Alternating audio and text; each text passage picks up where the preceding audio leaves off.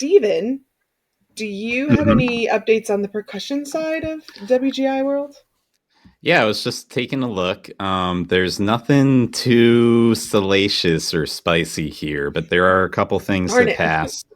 Um, One, it looks like they're going to rent or purchase acoustic carpet panels for the UD Arena. They used them at SCPA finals, I think, this year, it says, and they liked it. They felt like it made it a better sound environment.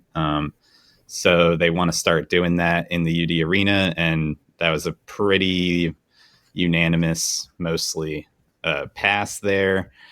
They also made a logistical change. This one's not even that exciting. They can talk about rule changes during the season now instead of having to wait for the next advisory board meeting.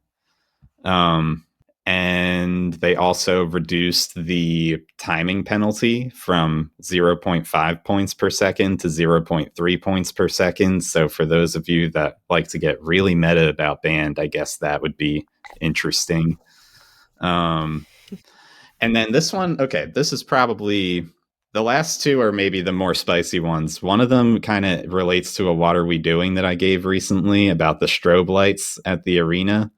Um, Yes. Now it is required that you put a warning if you're going to have strobe lights. So if you're going to use strobe lights, it's now a WGI rule. You need to have a warning. I think that's for the best. I I also do. think maybe we Agreed. should just not like there are other ways to get points. I don't think a strobe light is should make or break your WGI show. And then the maybe the most interesting one related to finals this year, they passed the rules says groups may not begin an audible pre-show until after the previous group's interval time has concluded. So to me, this kind of sounds a little bit in response to RCC having a whole big crazy like pre-show, which it was really cool. I liked it. Thought it really added to the air of their performance, but a lot of the language of the rule change here says that like it's not really fair to the group that is performing and getting off the floor for you to come in and start with a whole audible pre-show and kind of like steamroll a little bit over their slot. Um, Mhm.